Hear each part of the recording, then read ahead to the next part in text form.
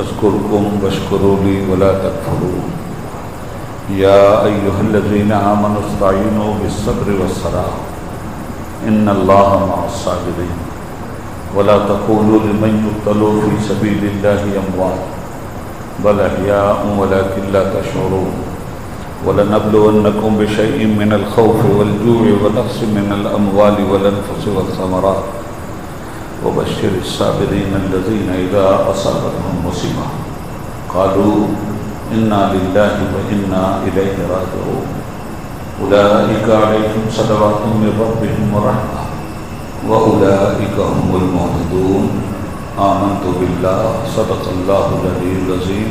ایک بار اور درود پاک اللہم صل علی سیدنا و مولانا محمد و آلہ و صحبہ وسلم. محترم بزرگوں، عزیز دوستوں، تمام تعریف اللہ رب العالمین کے لیے ہیں جس نے ہمیں کونین کی سب سے بڑی نعمت مصطفیٰ دیا، اور درود و سلام اس مقدس مصطفیٰ اور مجتبیٰ علیہ تحیت و ثنا پر جنہوں نے ہمیں ایک خدا کا پتہ دیا، ایک دیکھنے والے کا کہا مان لیا ہے، بن دیکھے تجھے ہم نے خدا مان لیا ہے. محترم صاحب، میری یہ خوش نصیبی ہے کہ آج مجھے رب العالمین نے آپ حضرات کے ساتھ جمعہ کے فرض کے مناسب موقع پر سجدوں کی توفیق عطا فرمائی. آج 30 محرم ہے. محرم کا مہینہ آخری شب و روز سے گزر رہا ہے. میں نے اسی کی مناسبت سے چند آیتیں پڑھ لی ہیں، ان کا ترجمہ اور اس کی مختصر سی تفسیر اور تشریح. رب العالمین نے ہمیں اور آپ کو اس دنیا میں بھیجا تو دنیا میں بھیجنے کا مقصد بیان کیا.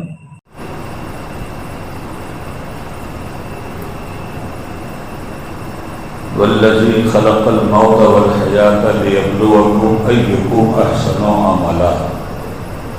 اے لوگو، ہم نے موت اور حیات کو اس لیے پیدا کیا کہ دارالامتحان میں تمہیں رکھ کر ہم تمہارا امتحان لے لیں کہ تم میں اچھے عمل کا مالک کون ہے. عقیدہ جذبہ باطنی کا نام ہے اور اس کا اظہار ہمیشہ عمل سے ہوا کرتا ہے. عمل بتاتا ہے کہ آدمی کس عقیدے کا ہے، عمل ہی کے ذریعے آدمی کے عقیدے کی ظاہر ہوا کرتی ہے. اب اس مختصر سی تمہیدی گفتگو کے بعد یہ شہادت کہے الفت میں قدم رکھنا ہے. لوگ آسان سمجھتے ہیں مسلمان ہونا. ایک مسلمان سے اللہ رب العالمین کا وعدہ فاذکرونی اذکرکم واشکروا لی ولا تکفرون. میرے بندو، تم مجھے یاد کرتے رہنا، میں تمہیں یاد کرتا رہوں. اور میرے بندو، جو نعمتیں میں نے تم کو بخشی، ان نعمتوں کا ہمیشہ شکریہ ادا کرتے رہنا. کفران نعمت مت کرنا. لیکن مختصر سی بات ہے، تم مجھے یاد کرو، میں تمہیں یاد کروں گا. میری نعمتوں کے شکر گزار بن کر زندگی گزارنا، کفران نعمت مت کرنا. ہر وہ چیز جو آپ کو فائدہ پہنچا رہی ہے نعمت ہے، بلکہ وہی تودو نعمت اللہ لا تحصوها. اے میرے بندو، میری نعمتیں اتنی ہیں کہ تم انہیں شمار میں نہیں لا سکتے. جس کے پاس جتنا علم ہے اسی لحاظ سے ان نعمتوں کو شمار کرتے کرتے عاجز ہو جاتا ہے اور پھر کہتا ہے ربنا ما خلقت ھذا باطلا، اے ہمارے رب تو نے کوئی چیز بیکار نہیں پیدا کی، سبحانک فقنا عذاب النار، تو ہر عیب سے پاک ہے، ہمیں جہنم کے عذاب سے بچا دے۔ ایک بندے مومن کو یہ دعا سکھلائی گئی ہے۔ اب ذرا اس آیت پہ غور کر لیں تو مجھے یاد کرو، میں تمہیں یاد کروں۔ ہم جتنے بھی اس کو یاد کرنے والے ہیں، چاہے نماز و روزہ کے ذریعے، چاہے حج و زکوٰۃ کے ذریعے، چاہے اچھے اعمال کے ذریعے، ہمیں ایک دن کل نفس ذائقۃ الموت کے تحت موت کا مزہ چکھنا ہے اور اس دنیا سے انتقال کر جانا ہے۔ پھر دار الجزا میں عمل کا کوئی سوال نہیں پیدا ہوتا۔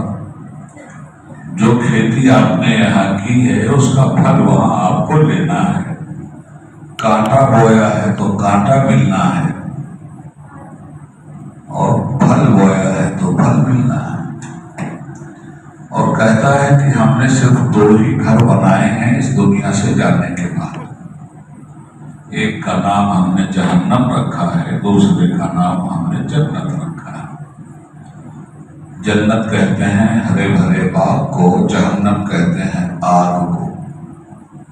دنیا سے جانے والے یہ مسافر انہی 2 ٹھکانوں میں سے کسی ٹھکانے پر جا کر رہتے ہیں۔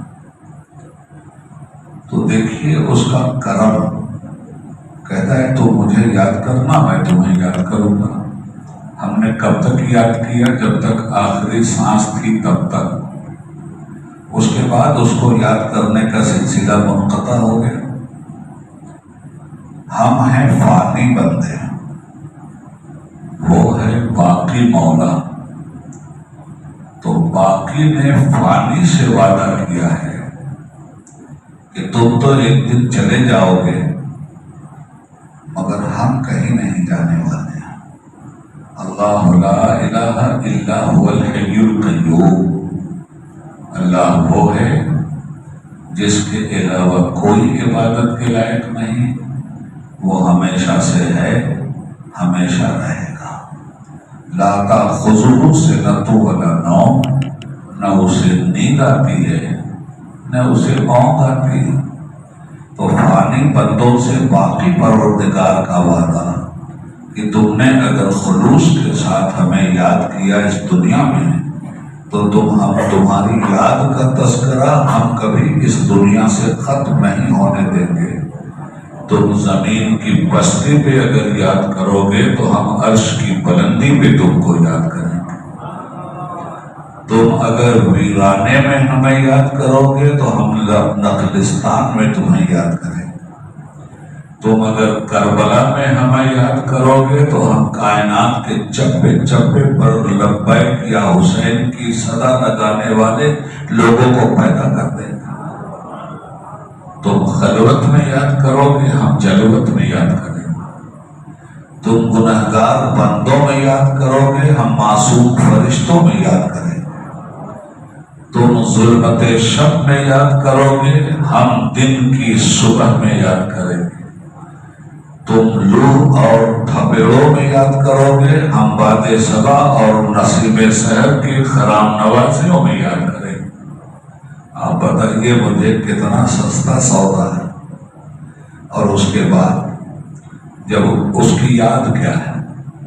سچ بولنا اس کی یاد ہے، جھوٹ سے پرہیز اس کی یاد ہے، ظالم سے لڑنا اس کی یاد ہے، مظلوم کی مدد اس کی یاد ہے، بندوں کی خدمت اس کی یاد ہے۔ صرف اس کی عبادت ہی اس کی یاد نہیں ہے، ہر وہ نیک کام اس کی یاد ہے جس کو اس نے کرنے کا ہمیں حکم دیا ہے، اور رسول پاک صلی اللہ علیہ وآلہ وسلم کی تعلیمات سے ہمیں وہ نمونہ ملتا ہے۔ تو دیکھیے کتنی موٹی سی بات ہے، تم ہمیں یاد کرو ہم تمہیں یاد کریں۔ اچھا، اب اچھا کام کرنے میں پریشانی آتی، لوگ راستہ روکتے ہیں، لڑنے بھیڑنے کے لیے تیار ہو جاتے ہیں۔ اچھائی کو زمین پہ قائم کرنا کوئی آسان کام نہیں ہے، برائیوں کو زمین پہ پھیلانا بہت آسان کام ہے۔ ہمیں حکم ہے کہ اچھائیوں کو پھیلاؤ اور برائیوں کو مٹاؤ۔ اب یہ کرنے میں تو برے لوگوں سے واسطہ پڑے گا، کبھی آپ کے بال بچوں کا ہی دعا کر لیں گے، کبھی آپ کی گردن مار دیں گے، کبھی آپ کا راستہ روک لیں گے، ہزاروں مشکلات آپ کی راہ میں وہ کھڑی کر دیں گے۔ تو رب کہتا ہے کہ مشرکات سے گھبرا کے سرنڈر مت کرنا، ان کا مقابلہ کرنے کے لیے دو مضبوط ہتھیار ہم تم کو دے رہے ہیں۔ کس سے کہہ رہا ہے؟ مسلمانوں سے۔ وہ ہتھیار کیا ہیں؟ یا ایھا الذین آمنوا استعینوا بالصبر والصلاۃ، اے وہ لوگوں جو ایمان لائے ہو، ان تمام مصیبتوں سے چھٹکارا حاصل کرنے کے لیے ہم تمہیں دو طاقتور چیزیں دے رہے ہیں، ایک کا نام ہے نماز اور دوسرے کا نام ہے صبر۔ اگر تم نے ان دونوں کا دامن پکڑ لیا تو گھبرانا مت، دنیا کفر و شرک کے ساتھ چلی جائے، ہمارا وعدہ ہے ان اللہ مع الصابرین، ہم صابروں کے ساتھ ہوں۔ معلوم یہ ہوا کہ ہر مشکل کی عقدہ کشائی نماز اور صبر میں۔ یہ دوسری ہے نماز کا پہلا سبب یہ ہے کہ تم اس طرح عبادت کرو کہ تم اللہ کو دیکھ رہے ہو، اور اگر تصور اتنا غالب نہیں ہے تو پھر یہ تصور عقیدے میں رکھو کہ اللہ تمہیں دیکھ رہا۔ اب جب یہاں سجدے میں ہم اس عقیدے کے ساتھ سر جھکاتے ہیں کہ اللہ ہمیں دیکھ رہا ہے، تو مسجد سے باہر جانے کے بعد بھی تو اللہ ہمیں دیکھ رہا ہے۔ تو جہاں اللہ ہمیں دیکھ رہا ہے وہاں کام وہی کرنا چاہیے جو اللہ کو پسند ہو، اور اللہ سے اس کام سے توبہ کرنا چاہیے جو کام اللہ کو ناپسند ہے۔ اگر اس طرح کی زندگی آپ نے گزاری اور اسلام کی نشر و اشاعت میں، نیکی کے پرچار و پرسار میں، برائیوں سے لڑنے بھیڑنے میں اگر کسی نے آپ کو قتل کر دیا تو وَلَا تَقُولُوا لِمَنْ يُقْتَلُ فِي سَبِيلِ اللَّهِ أَمْوَاتٌ، اے لوگوں جو آدمی راہ خدا میں قتل کر دیا گیا ہو، خبردار اس کو مردہ مت کہنا، بل احیاء، بلکہ وہ زندہ ہے، وَلَكِنْ لَا تَشْعُرُونَ، تمہارے پاس اتنا علم شعور نہیں ہے کہ تم اس کی اس زندگی کو سمجھ سکو جو زندگی ہم نے اس کو عطا فرمائی۔ معلوم یہ ہوا کہ وہ ہر حال میں زندہ ہے، مگر ہمارے پاس اتنا ادراک، اتنا شعور نہیں ہے کہ ہم اس کی زندگی کو سمجھ سکیں۔ چوتھی آیت، وَلَنَبْلُوَنَّكُمْ بِشَيْءٍ مِّنَ الْخَوْفِ وَالْجُوعِ وَنَقْصٍ مِّنَ الْأَمْوَالِ وَالْأَنفُسِ وَالثَّمَرَاتِ۔ مسلمانوں یاد رکھنا کہ ہماری جنت اتنی سستی نہیں ہے کہ چند نعرے لگا دو اور تمہیں جنت کے دروازے میں کھڑا کر دیا جائے۔ ہماری جنت اتنی سستی نہیں ہے، ہماری جنت تلواروں کے سائے میں ہے۔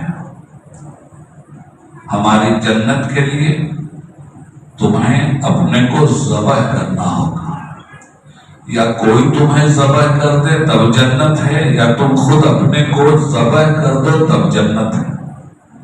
تو راہ خدا میں کسی نے ہمیں ذبح کر دیا تو جنت ہے ہمارے لیے۔ اب خود کو ذبح کرو تب جنت ہے۔ خود کو ذبح کرنے سے مراد میرے عزیزو یہ ہے کہ ہر برائی جو ہمارا نفس چاہتا ہے اس برائی کو بھلائی کو زندہ کرنے کے لیے ہم ذبح کر دیں، یہ خود کو ذبح کرنا ہوا۔ تو خود کو ذبح کیا تو جنت ہے، یا تلواروں کا مقابلہ ہوا راہ خدا میں تو جنت ہے۔ اب اس جنت کو پانے کے لیے کتنے صبر کی ضرورت ہے اور کتنی پریشانیوں سے گزر کر یہ جنت ہاتھ میں آتی ہے، اس کو یہ چوتھی آیت بیان کر رہی ہے جو میں نے پڑھا ہے۔ وَلَنَبْلُوَنَّكُمْ بِشَيْءٍ مِّنَ الْخَوْفِ وَالْجُوعِ وَنَقْصٍ مِّنَ الْأَمْوَالِ وَالْأَنفُسِ وَالثَّمَرَاتِ۔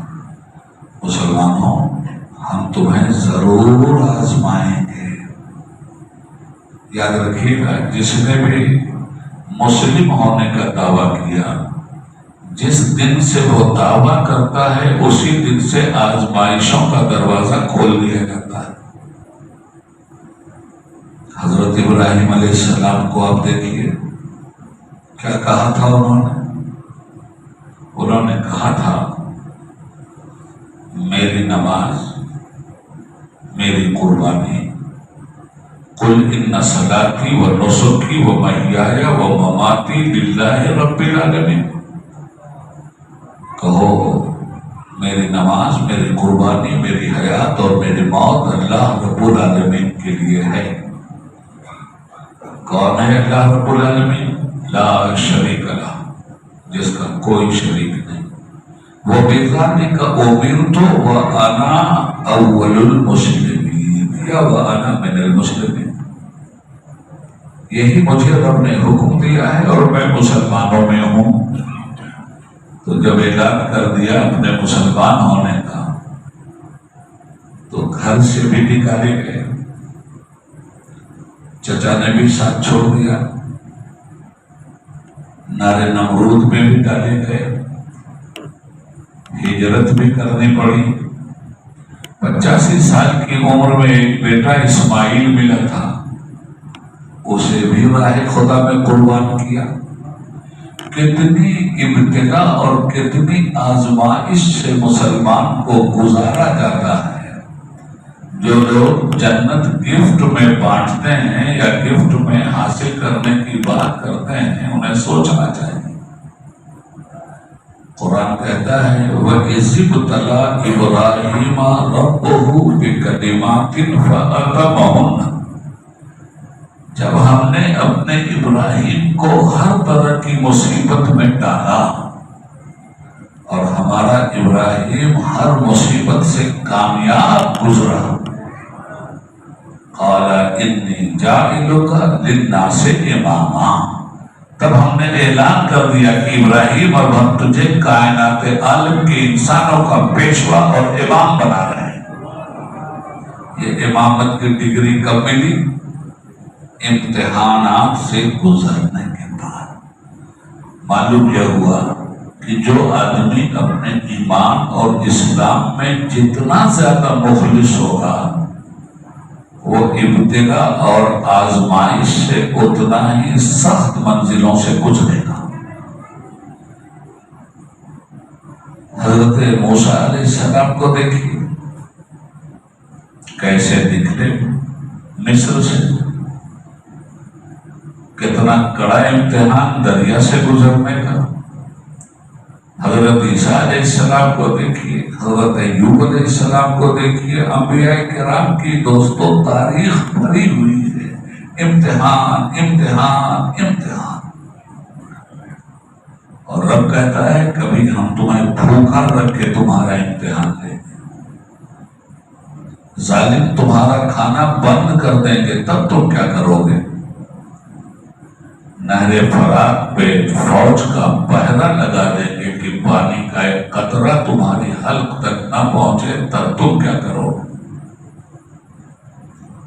ہم آزمائیں گے تمہیں بھوک سے، پیاس سے، خوف سے، دہشت گرد دہشت سے تمہیں پریشان کریں گے، موب لنچنگ تمہاری کریں گے، راستہ چلتے ہوئے قتل کر دیں گے تم کو، ٹرینوں میں چلو گے حکومت کے ظالم کارندے تمہیں گولی مار دیں گے۔ ہم آزمائیں گے، یہ تمہاری آزمائش ہے کہ دیکھیں تم صبر کی مضبوط چٹان پہ کھڑے ہو یا نہیں۔ وَلَنَبْلُوَنَّكُمْ بِشَيْءٍ مِّنَ الْخَوْفِ، ہم آزمائیں گے تمہیں خوف سے، وَالْجُوعِ، ہم آزمائیں گے تمہیں بھوک سے، وَنَقْصٍ مِّنَ الْأَمْوَالِ، ہم آزمائیں گے تمہارے مال کی تباہی سے، ہم آزمائیں گے تمہاری جان کی ہلاکت سے،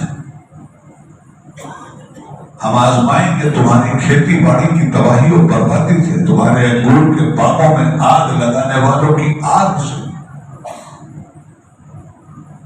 جب ایسی کڑی آزمائش سے تم گزرو اور تم صبر کر لے جاؤ اور نماز کا دامن نہ چھوڑو، تو ہم اعلان کرتے ہیں وَبَشِّرِ الصَّابِرِينَ، ایسے لوگوں کو ہم خوشخبری دیتے ہیں جو ان نقصانات کے بعد الذین اذا اصابتہم مصیبہ، جب ان پر اتنی بڑی مصیبت کے تک بادل ٹوٹ جاتے ہیں، اس کے باوجود وہ ہم سے شکوہ نہیں کرتے، بلکہ کہتے ہیں الذین اذا اصابتہم مصیبہ، جب ان پر کوئی مصیبت آتی ہے قالوا، تو وہ کہتے ہیں انا للہ و انا الیہ راجعون، ہمارے رب ہم تیرے ہی لیے تو آئے تھے اور تیرے ہی پاس آئیں گے۔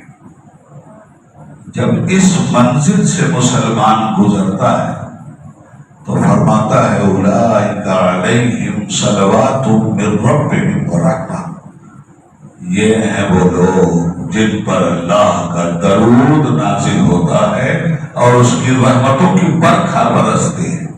وَأُولَٰئِكَ هُمُ الْمُهْتَدُونَ، یہی وہ لوگ ہیں جو ہدایت یافتہ ہیں۔ یہ جو میں نے آپ کے سامنے 5 آیتیں پڑھی ہیں اور ان کی ایک مختصر سی ترجمے کے ساتھ تشریح کی ہے، آپ انہی 5 آیتوں کو اگر یاد کر لیں اور انہی 5 آیتوں کے آئینے میں اپنی تصویر بنائیں تو یقین مانیے کہ چاہے دنیا میں آپ کے پاس ہے کیا۔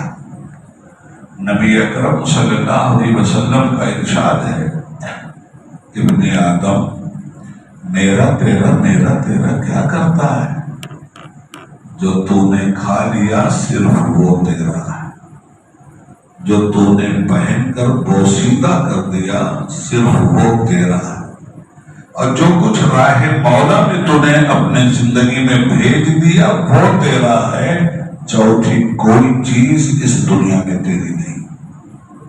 اب آپ تجربہ کر لیجیے، جو کھایا کوئی چھین نہیں سکتا، جو پہن لیا وہ آپ کا، اور جو کچھ انفاق فی سبیل اللہ کر دیا وہ آپ کا ہے۔ یہی وہ چیزیں ہیں جو آپ کو عاقبت اور آخرت میں فائدہ دیتی۔ ایک مسافر 2-4 منٹ ہے نا، اور 1:45 بجے خطبہ ہے نا، ٹھیک ہے۔ ایک مسافر، حضور نے کیا فرمایا صلی اللہ علیہ وسلم، لوگوں تم اس دنیا کے مقیم نہیں مسافر ہو، اور مسافر جب سفر کرتا ہے تو جتنا ہلکا پھلکا سفر کرتا ہے اتنا سفر میں آسانی ہوتی ہے، اور جتنا زیادہ بوجھ لے کے سفر کرتا ہے سفر میں اتنی ہی زیادہ اسے مشکل آتی ہے۔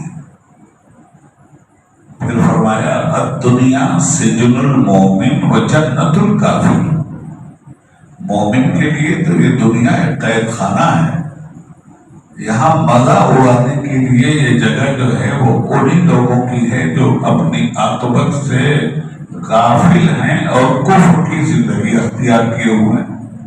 قرآن جگہ جگہ کہتا ہے میرے حبیب آپ گھبرائیے مت، آپ اپنا کام کیے جائیے، میں جانتا ہوں کہ آپ کتنی مصیبتوں سے گزر رہے ہیں، مگر ان کافروں کو 4 دن کی مہلت میں نے دی ہے، انہیں مزہ اڑا لینے دیجیے۔ وَلَهُمْ عَذَابٌ مُّهِينٌ، ان کے لیے تو میں نے بڑا رسوا اور ذلیل کر دینے والا عذاب تیار کیا ہے۔ یقین رکھیے اپنے دین پر، اور ہم مرتے ہوتے نہیں ہیں، ہم انتقال کرتے ہیں۔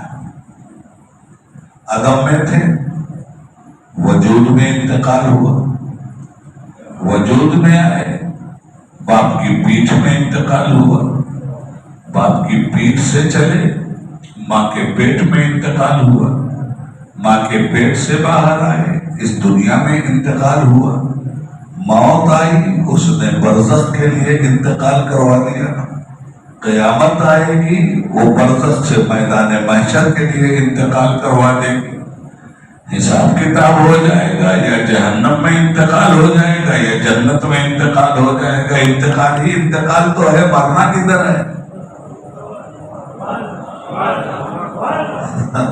ذہن میں رکھیے اس بات کو۔ تو کامیاب کون ہے؟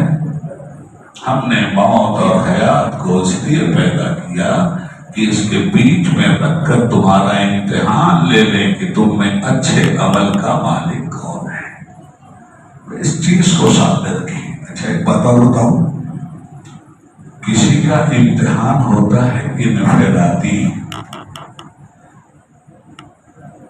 اور کسی کا امتحان ہوتا ہے اجتماعی۔ ہم انبیاء میں بھی یہ دیکھتے ہیں۔ ایوب علیہ السلام کا امتحان ہوا صبر میں، تو کھانا پینا تھا۔ ابراہیم علیہ السلام کا امتحان ہوا وطن چھوڑوانے میں، بیٹے کو ذبح کروانے میں، مگر کھانے اور پینے کی کمی سے امتحان نہیں ہوا۔ یہاں رب ساری بات کہتا ہے نوٹڈ، یہ پوائنٹ نوٹ کیجیے۔ اللہ کہتا ہے ہم تمہیں آزمائیں گے ڈر سے، دہشت سے، والجوع بھوک سے، ونقص من الاموال تمہارے مال کی تباہی سے، والانفس والثمرات، ثمرات سے مراد اولاد ہے، انفس سے مراد جان ہے، تمہاری جان سے بھی آزمائیں گے اور تمہاری اولادوں سے بھی آزمائیں گے۔ یہ اتنی آزمائشوں سے پیغمبران اعظام کی جب ہم تاریخ پڑھتے ہیں علیہ الصلوۃ والسلام، تو کوئی کسی نہ کسی آزمائش سے ضرور گزرا ہے، مگر سب سے بڑے پیغمبر، پیغمبروں کے پیغمبر، نبیوں کے نبی، رسولوں کے رسول، وہ بجلی کا کڑکا تھا یا سوتے ہادی عرب کی زمین جس نے ساری ہلا دی، وہ نبیوں میں رحمت لقب پانے والا، مرادیں غریبوں کی بھر لانے والا، وہ اپنے پرائے کا غم کھانے والا، مصیبت میں غیروں کے کام آنے والا، اتر کر حرا سے سوئے قوم آیا اور ایک نسخے کیمیا ساتھ لایا۔ حضور کی ذات سارے نبیوں کی جامع ذات ہے۔ آدم کی آدمیت وہی، نوح کی شجاعت وہی، عیسیٰ کا رحم وہی، موسیٰ کا جلال وہی۔ جتنے نبیوں کے پاس الگ الگ کمالات تھے، وہ سارے کمالات حضور محمد رسول اللہ صلی اللہ علیہ وسلم کی ذات میں اللہ نے جمع کر دیے تھے۔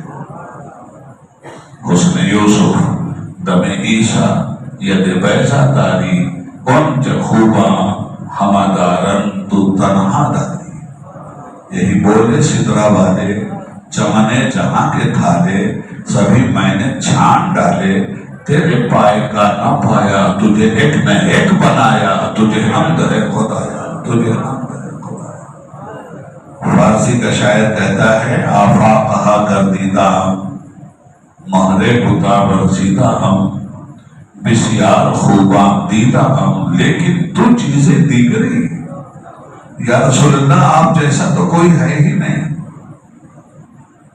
تو حضور پر سب سے زیادہ امتحانات آئے۔ حضور کی زندگی آپ پڑھتے جائیں گے، مکہ والوں نے کیا کیا، یہودیوں نے کیا کیا، منافقوں نے کیا کیا، طائف کے کافروں نے کیا کیا، میدان بدر میں کیا ہوا، میدان احد میں کیا ہوا، خیبر میں کیا ہوا، حنین میں کیا ہوا، تبوک میں کیا ہوا، احزاب میں کیا ہوا۔ پڑھیے تو اپنے نبی کو صلی اللہ علیہ وسلم، دیکھیے کون سی آزمائش تھی جو حضور کے اوپر نہیں ڈالی گئی؟ قرآن گواہ ہے، الم نشرح لک صدرک ووضعنا عنک وزرک الذی انقض ظہرک۔ اے میرے حبیب، کیا ہم نے آپ کا سینہ نہیں کھول دیا؟ کیا ہم نے وہ بوجھ آپ کے سر سے نہیں اتارا جو آپ کی کمر توڑ رہا تھا؟ اب رسول جس مصیبت میں اس حالت میں ہو کہ قرآن کہتا ہے کہ ایسی پریشانی تھی گویا رسول اللہ کی کمر توڑ دینے والی، اللہ کہتا ہے ہم نے اس کو آسان کر دیا، یہ بوجھ اتار دیا۔ عرض یہ کرنا ہے کہ جب آدمی امتحان میں کامیاب ہو جاتا ہے تو پھر اسے خلعت فاخرہ پہنائی جاتی ہے، فتح یابی کا صحرا اس کے سر پہ سجا دیا جاتا ہے۔ ہو گیا سب؟ اب میں ایک بات عرض کروں آپ سے کہ میں نے شروع ہی میں آپ سے کہا تھا کہ آج 30 محرم ہے، اور اس 30 محرم کی مناسبت سے میں نے یہ ساری آیتیں پڑھا تھی۔ مقصد کیا تھا؟ مقصد یہ تھا کہ ابھی وَفَدَيْنَاهُ بِذِبْحٍ عَظِيمٍ، حضرت اسماعیل کی گردن تو نہیں کٹی تھی نا، دمبا ذبح ہوا تھا نا۔ تو اللہ نے کیا کہا جب دمبا ذبح ہوا؟ تو وَفَدَيْنَاهُ بِذِبْحٍ عَظِيمٍ، یہ اسماعیل کی جان کا فدیہ، ایک دمبا بِذِبْحٍ عَظِيمٍ، فدیہ تو سمجھ میں آیا، مگر کیا یہ دمبا اتنا عظیم تھا کہ ابراہیم کی جان کے مقابلے میں اس دمبے کی وہ حیثیت تھی جو اسماعیل کی جان کی حیثیت تھی؟ اس کو ذرا سمجھیے گا۔ یعنی یہ تمہاری جو انفرادی قربانی ہے اسماعیل ابراہیم، ہم نے تمہارے بیٹے کو تو بچا لیا ایک دمبے کو فدیہ کے طور پر، مگر ذبح عظیم کی قربانی ابھی باقی ہے۔ تو جب ذبح عظیم کی قربانی باقی ہے اور اسماعیل علیہ السلام کی قربانی کے بدلے میں ذبح عظیم کی قربانی باقی ہے، تو پھر اسماعیل علیہ السلام ہی کو ذبح کروا کر کے اس قربانی کی تکمیل کیوں نہیں کر دی گئی؟ جب گئے تھے ذبح کرنے کے لیے، قربان کرنے کے لیے، چھری بھی چلا دی تھی۔ اب اس واقعے کو ذرا 1 منٹ میں سمجھیے گا، کتنے اہتمام کے ساتھ یہ قربانی دی گئی تھی۔ اسماعیل علیہ السلام سے کہتے ہیں کہ بیٹا، میں نے خواب میں دیکھا ہے کہ میں تمہیں اللہ کی راہ میں ذبح کر رہا ہوں، تمہارا کیا خیال ہے؟ تو وہ کہتے ہیں قرآن، یا ابت افعل ما تؤمر ستجدنی ان شاء اللہ من الصابرین۔ اے میرے بابا، میرے رب کا جو حکم ہوا ہے آپ اسے کر جائیے، اپنے بیٹے کو آپ صبر کرنے والوں میں پائیں گے۔ کر گئے ہو؟ اب جب قربانی دینے لگے مینا کے میدان میں، تو اسماعیل علیہ السلام نے ابراہیم علیہ السلام کو ایک سجھاؤ دیا۔ کہا بابا، جب کوئی چیز اللہ کی راہ میں قربان کی جائے تو صرف اللہ کی محبت قربانی کے وقت غالب رہنی چاہیے۔ اگر اس چیز کی محبت بھی بیچ میں آ گئی تو مال اور جان بھی چلی جائے گی اور قربانی کا حق بھی ادا نہیں ہوگا۔ تو بابا میری ایک رائے ہے، جب آپ مجھے ذبح کریں گے، میرا گلا کٹے گا، میری آنکھیں الٹیں گی، خون کا فوارہ چھلکے گا، تو باپ ہے نا آپ، تو ذبح تو کیا اللہ کے لیے، اور کہیں بیٹے کی محبت کا کوئی شعلہ جاگ اٹھا تو میری گردن بھی کٹی اور آپ کی قربانی بھی نہیں ہوئی۔ تو میں ایک سجھاؤ دیتا ہوں۔ حضرت ابراہیم نے فرمایا، کہو بیٹے۔ کہنے بابا، میرے ہاتھ اور پیر میں رسی باندھ دیجیے اور اور میں آپ کی آنکھ پہ پٹی باندھ دیتا ہوں. جب میں تڑپوں گا تو میں ادھر ادھر بھاگ نہیں سکتا، بندھا ہوا ہوں. اور میرا خون آپ اس لیے نہیں دیکھ سکتے کہ آپ کی آنکھ پہ پٹی بندھی ہوگی، کام ہو جائے گا. ایسا ہی ہوا. بیٹے کے ہاتھ پیر میں رسی، باپ کی آنکھ پہ پٹی، اور خود حضرت اسماعیل علیہ السلام نے اپنے باپ کا ہاتھ پکڑ کر اپنے نرخرے پہ چھری رکھوائی. کہا بابا اب بسم اللہ اللہ اکبر کر دیجیے. اور جو ہی بسم اللہ اللہ اکبر کیا ہاتھ خون میں لت پت ہوا. حضرت ابراہیم خوش ہو گئے، نعرہ تکبیر لگایا کہ قربانی ہو گئی. اب اس کے بعد بڑے اطمینان سے آپ نے پٹی کھولی. پٹی کھولی تو دیکھا 13 سال کا اسماعیل سامنے کھڑا مسکرا رہا ہے. ایک تمبا ذبح ہوا پڑا ہے. اب آگے سنیے. ابراہیم علیہ السلام کو چھری پہ غصہ آیا اور سامنے کے پتھر پہ اسے پٹک دیا اور فرمایا کمبا تو اتنی بڑی نافرمان ہے کہ اللہ کی راہ میں چلنے میں تو نے نافرمانی کی ہے، اور گلوے اسماعیل کاٹنے کے بجائے ایک بے قصور دمبے کو ذبح کر دیا. یہ مخاطبت فرمائی ہے آپ نے چھری سے. چھری نے رب سے عرض کیا اے میرے مالک تو جسے چاہے زبان دے دے، اب مجھے بھی زبان دے دے کہ میں تیرے خلیل سے ہم کلام ہو سکوں.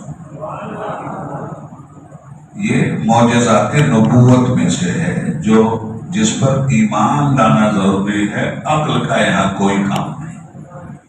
کل میدان محشر میں یہ کافر جب اکڑیں گے اور ہر چیز کا انکار کریں گے کہ ہمارے پاس تو تیرے نبی آئے ہی نہیں تھے اور تیرے نبیوں کے علماء نے بھی ہمیں تیرا قرآن نہیں سنایا تھا. یہ زبان سے خدا کے سامنے کل انکار کریں گے رسولوں کو کہ رسول تو آئی نہیں، دنیا میں آئے ہوتے تو ہم کیوں گناہ کرتے. تو اللہ کا حکم ہوگا زبان کو کہ اب تو خاموش ہے.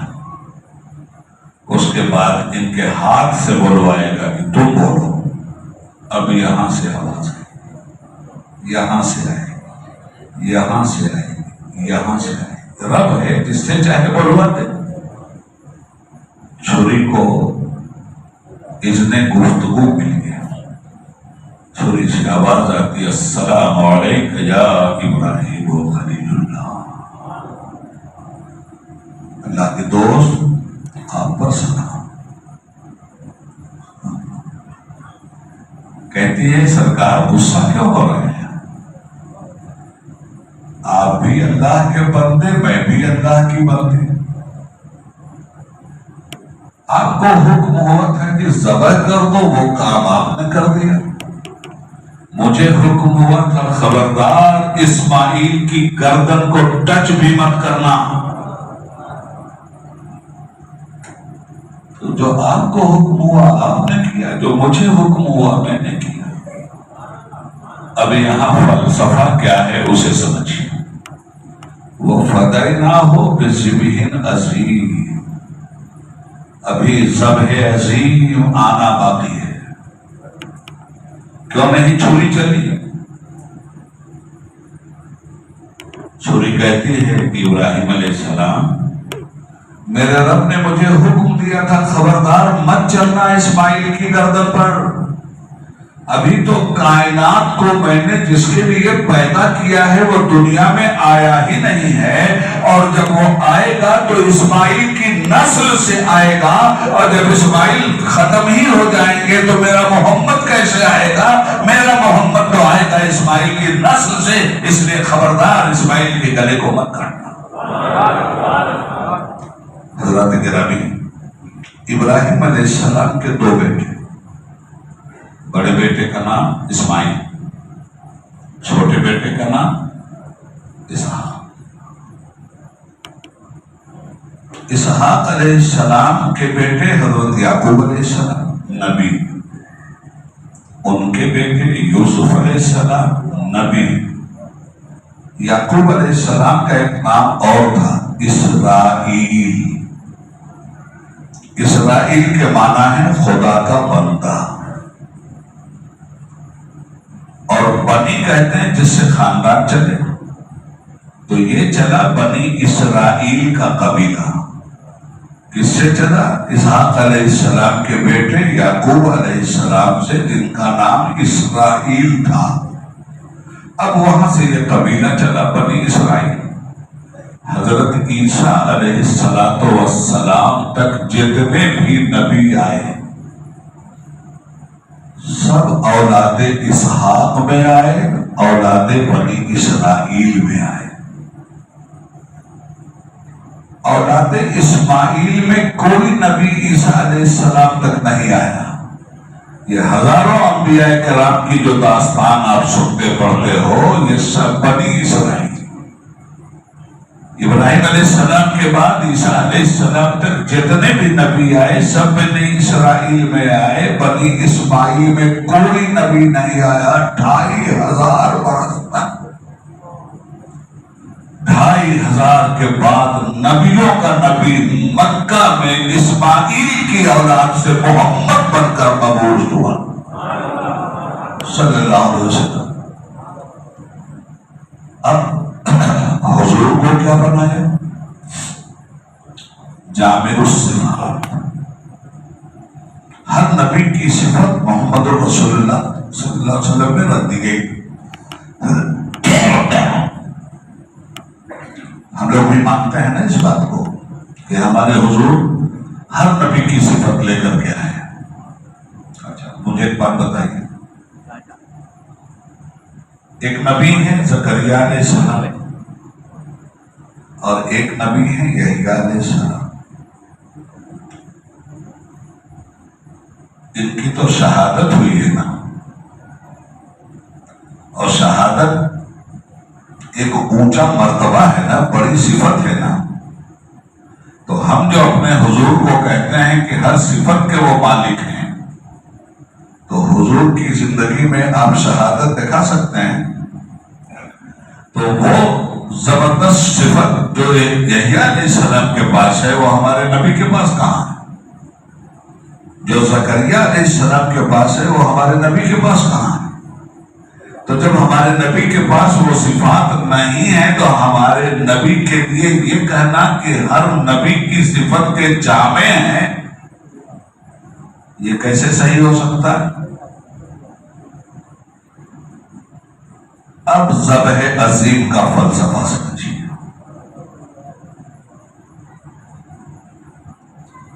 امام حسن اور امام حسین علیہ السلام کو حضور صرف نواسا نہیں کہتے تھے، اپنا بیٹا کہتے تھے، ٹھیک ہے نا؟ وہ ذبح عظیم کی صفت یہاں آ کر پوری ہو رہی ہے۔ اور شہادت کی دو معروف قسمیں ہیں، اس کو یاد رکھیں۔ ایک شہادت کا نام ہے شہادت خفی، اور دوسری شہادت کا نام ہے شہادت جلی۔ شہادت خفی کہتے ہیں چھپی ہوئی شہادت کو، اور شہادت جلی کہتے ہیں چھپی ہوئی شہادت کو۔ چھپی ہوئی شہادت جس کا پتہ نہ چل سکے کہ کس نے شہید کیا ہے، اور چھپی ہوئی شہادت جس کا پتہ چلے کہ کون سینے پہ آیا، کس نے تلوار رکھا، کس نے سر کاٹا، اور کس نے ہاتھ کاٹا، اور کس نے تیر مارا، اور کس نے پانی بند کیا۔ تو حضور ان دونوں بچوں کو اپنا بچہ کہتے تھے کہ یہ دونوں میرے بیٹے ہیں، یہ میری بیٹی کے بیٹے دونوں میرے بیٹے ہیں۔ ہمیشہ اسی طرح پیار کیا۔ حضور کی شہادت کا بدل وہ فتح نہ ہو بے ذبح نصیب۔ اللہ نے بنایا امام حسن کو اور امام حسین کو۔ امام حسن کی شہادت چھپی ہوئی شہادت ہے. آج تک کوئی معتبر طریقے سے یہ نہیں بتا سکتا کہ ان کا قاتل کون ہے. شبہے میں ان کی بیوی کا نام لیا جا رہا ہے مگر اعتبار کی سند اسے قبول نہیں کرتی. چھپی ہوئی شہادت امام حسین کی. ایک ایک لمحے کا پتہ ہے اس شہادت کا. تو حضور کی شہادت خفی کا نام حسن ہے اور حضور کی شہادت جلی کا نام حسین ہے. یہ رسول اللہ کی شہادت کی تکمیل ہے.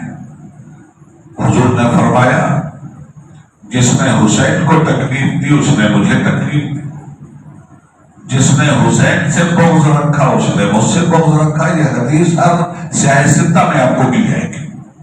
تو عرض یہ کرنا چاہتا ہوں کہ اب یہاں ایک سوال پیدا ہو سکتا ہے کہ صاحب یہ کیا بات ہوئی؟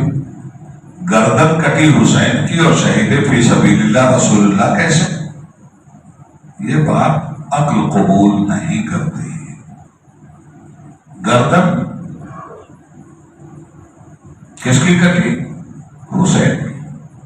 اور تم کہتے ہو شہید فی سبیل اللہ رسول اللہ.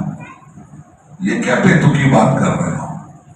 تو میں ایسے بھائیوں سے کہنا چاہوں گا رسول اللہ کیسے شہید فی سبیل اللہ ہو گئے؟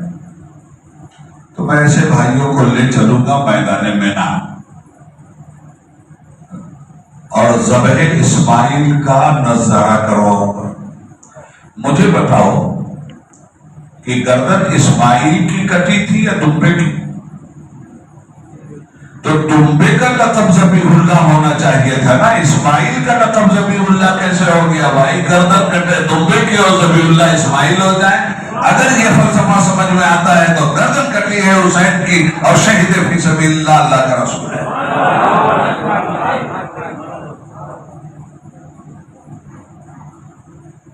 تو جب اتنی قربانیوں سے گزرے معلوم تھا رسول کو کہ میرا بیٹا کن قربانیوں سے گزرے گا.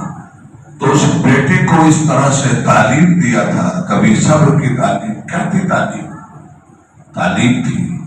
ایک مرتبہ کھیل رہے تھے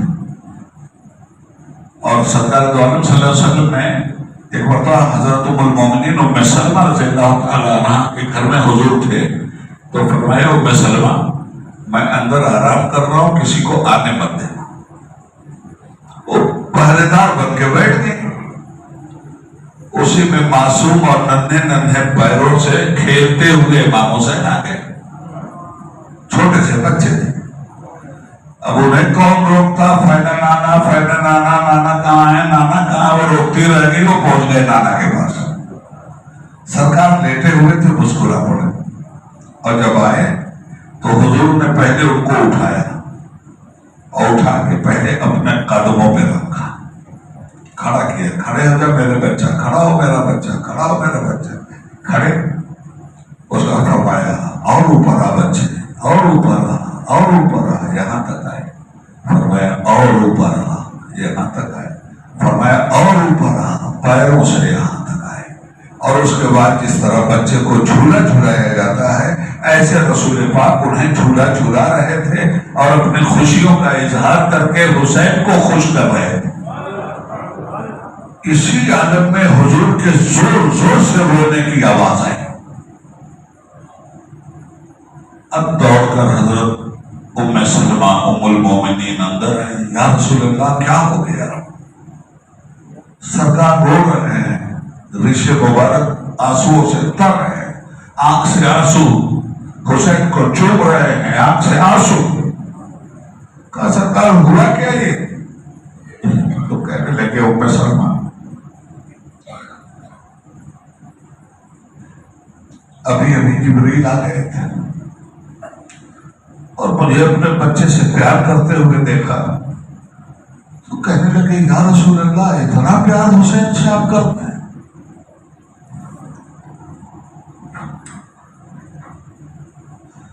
فرمایا یہ میری بیٹی کا بیٹا ہے. یہ میرا بیٹا ہے. کہ اللہ تو اس سے محبت کرے تو اس سے محبت کر. جو اس سے دشمنی کرے تو اس سے دشمنی کر. حدیث کے الفاظ ہے بتا رہا ہوا. کہا یا رسول اللہ اس بچے کا انجام معلوم ہے آپ کو؟ پوچھا کیا؟ کہا آپ کی امت کے نابکار ناہنجار لوگ آپ کے اس لال کو کربلا کی سرزمین پر بے دردی سے شہید کر دیں۔ اب سرکار کے رونے کی بات سمجھ میں آئی، تو کہنے لگے یا رسول اللہ اگر حکم ہو تو میں وہ مٹی بھی آپ کو دے سکتا ہوں جس زمین پہ آپ کا حسین شہید کیا گیا، یہ آپ کے دین کے لیے اپنی زندگی قربان کر دیں گے۔ پیار اسی لیے ہو رہا تھا کہ حسین میں تجھ سے پیار تو ضرور کر رہا ہوں، مگر یاد رکھ تجھ سے بھی زیادہ اپنے دین سے پیار کرتا ہوں۔ اگر تجھ پہ مصیبت آتی ہے تو تیری حفاظت میں کرتا ہوں، کبھی میرے دین پہ مصیبت آ جائے تو حسین تو میرے دین کی حفاظت کے لیے کھڑے ہو جانا۔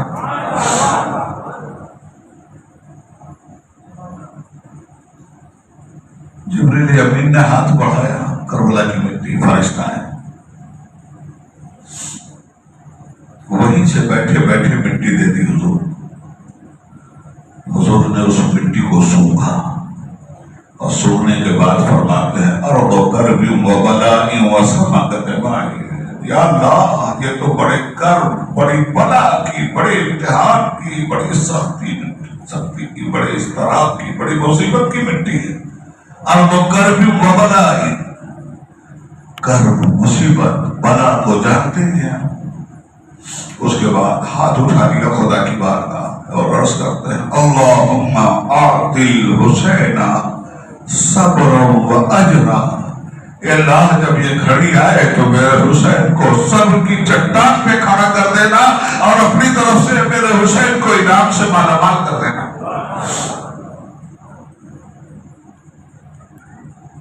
کیسے آزمائے گئے؟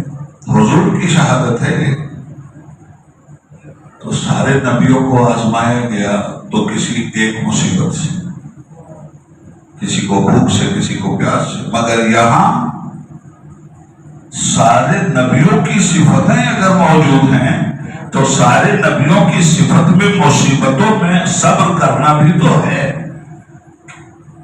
تو صبر سبوں نے کیا، مگر انفرادی طور پہ کسی کے یہاں بھوک کے ذریعے امتحان، کسی کے یہاں پیاس کے ذریعے امتحان، کسی کے یہاں اولاد کے ذریعے امتحان، کسی کے اپنی جان کے ذریعے امتحان، کسی کے یہاں مال کی تباہی و بربادی کے لیے امتحان، مگر کربلا میں وَلَنَبْلُوَنَّكُمْ بِشَيْءٍ مِّنَ الْخَوْفِ وَالْجُوعِ وَنَقْصٍ مِّنَ الْأَمْوَالِ وَالْأَنفُسِ وَالثَّمَرَاتِ، ساری وہ مصیبتیں لا کے کھڑی کر دی گئی۔ دہشت بھی وہی، بھوک بھی وہی، پیاس بھی وہی، مال کی بربادی بھی وہی، خیمہ اطہر کا جلایا جانا بھی وہی، اولاد کا قتل کیا جانا بھی وہی، صدیق سکینہ کو تھپڑ مارا جانا بھی وہی، زینب پاک کی چادر تطہیر چھین لیا جانا بھی وہی، حسین کے گلے کا کٹنا بھی وہی۔ وَبَشِّرِ الصَّابِرِينَ، بشارت دیجئے ان صابروں کو جن پر مصیبت پڑتی ہے، الذین اذا اصابتہم مصیبہ تو کہتے ہیں انا للہ و انا الیہ راجعون۔ امام حسین علیہ السلام کی تاریخ صداقت و شہادت یہ ہے مسلمانوں کہ ایک بچہ کٹ گیا، امام کی زبان پہ کوئی شکوہ نہیں آیا، آسمان کی طرف ہاتھ اٹھا دیا، مالک تیری امانت ہے، تیرے حوالے، انا للہ و انا الیہ راجعون، انا للہ و انا الیہ راجعون۔ بس امام حسین کی زبان پہ صرف یہ ایک کلمہ تھا، انا للہ و انا الیہ راجعون۔ آسمان سے آواز آئی اولئک علیہم صلوات من ربہم ورحمہ واولئک هم المہتدون۔ ہاں تمہارے ہی جیسے لوگوں پر اللہ کا درود نازل ہوتا ہے، اللہ کی رحمتوں کی بارش نازل ہوتی ہے، تم ہی وہ ہو جو ہدایت یافتہ ہو اور تمہارے راستے پہ جو چلیں گے وہ ہدایت یافتہ ہو سکے تو لائیے دونوں جہاں میزان میں، میں نے ایک سجدہ زمین کربلا سے دے دیا۔ آخری بات، یہ جو سجدہ کرنے آپ آئے ہیں، یہ اے سی میں آپ سجدہ کر رہے ہیں، پنکھے میں سجدہ کرنا ہے، پسینے سے بچنے کے لیے سجدہ کرنا ہے۔ کل وہ اپنا خون بارگاہ الہی میں نظر کر کے سجدہ کر رہے تھے، معلوم یہ ہوا کہ سجدہ اتنا قیمتی ہے کہ اگر امن کے ماحول میں سجدہ ملے تو امن کے ماحول میں ضروری ہے، جنگ کے ماحول میں سجدہ ملے تو جنگ کے ماحول میں ضروری ہے، گردن پہ تلوار ہو اور سجدہ فرض کا وقت آ گیا ہو تو آخری وقت میں بھی سجدہ کرنا ضروری ہے۔ وہ سجدہ امام حسین نے کر کے دنیا کو بتا دیا کہ اللہ سے ہمارا رابطہ کیا ہونا چاہیے، اور سجدہ ہمارا اللہ کی بارگاہ میں ہمارے شان عبودیت کو معراج کی کس منزل تک پہنچاتا ہے۔ حضرت گرامی، وہ ایک سجدہ جسے تو گراں سمجھتا ہے، 1000 سجدوں سے دیتا ہے آدمی کو نجات۔ اللہ کو سجدہ کیا، یزید کو سجدہ نہیں کیا، اللہ کو سجدہ کیا، ظلم کو سجدہ نہیں کیا۔ تو یہ ہیں چند آیتیں، آج موقع مل گیا تھا ان شہزادوں کی شہزادگی کے ذل عاطفت میں رات جلالت العلم کی بارگاہ میں خراج عقیدت تھی۔ آج ان لوگوں کا حکم ہوا کہ تم لکھنؤ جانے سے پہلے ہماری مسجد میں آ جاؤ اور یہیں سے ہم تمہیں ایئرپورٹ پہنچا دیں گے۔ تو حضرت گرامی چند ٹوٹے پھوٹے الفاظ تھے، چند باتیں آپ کی خدمت میں پیش کر دی ہیں۔ اللہ سے دعا کرتے ہیں کہ رب العالمین ہمیں اور آپ کو صحیح معنوں میں سجدوں کی توفیق عطا فرمائے۔ جس طرح ہم جمعہ کے روز مسجد بھر دیتے ہیں، فرض وقتہ نمازوں میں بھی ہم مسجدوں کو بھر دیں۔ جس طرح ہم جمعہ کے فرض کو فرض سمجھتے ہیں، ایسے ہی روز کے 5 وقت کے فرض کو بھی فرض سمجھتے ہوئے یہ قرض اتارے ہیں۔ مولا ہماری دعاؤں کو قبول فرما، ہمارے گناہوں کو معاف فرما، گناہ صغیرہ سے بھی توبہ، گناہ کبیرہ سے بھی توبہ، ہر طرح کے کفر و شرک سے بھی توبہ، ہر طرح کی برائیوں بے حیائی سے بھی توبہ۔ اللہ تیرے بندے آمین کہہ رہے ہیں کہ آمین کو سن لے۔ اور اخیر میں اپنی ہر تقریر میں جو بات کرتا ہوں، آج یہاں بھی یہ کہہ کے اپنی بات ختم کرتا ہوں کہ پروردگار، جو مجھے تو نے توفیق دیا تھا، تیری توفیق سے جو کچھ مجھ سے ہو سکا میں نے تیرے بندوں کی خدمت کی ہے، مگر میں کم علم بھی ہوں، کم عمل بھی ہوں۔ یا اللہ، اگر میری گفتگو میں کسی طرح کی کوئی شرعی خامی غلطی ہوئی ہو تو تیرے تمام بندوں کو گواہ بنا کر میں تیری بارگاہ میں کھلی ہوئی توبہ کرتا ہوں۔ میرے مالک میری توبہ قبول فرما۔ استغفر اللہ ربی من کل ذنب واتوب الیہ۔ اشہد ان لا الہ الا اللہ وحدہ لا شریک لہ واشہد ان محمدا عبدہ ورسولہ صلی اللہ علیہ وآلہ وصحبہ اجمعین برحمتک یا ارحم الراحمین بحق لا الہ الا اللہ محمد رسول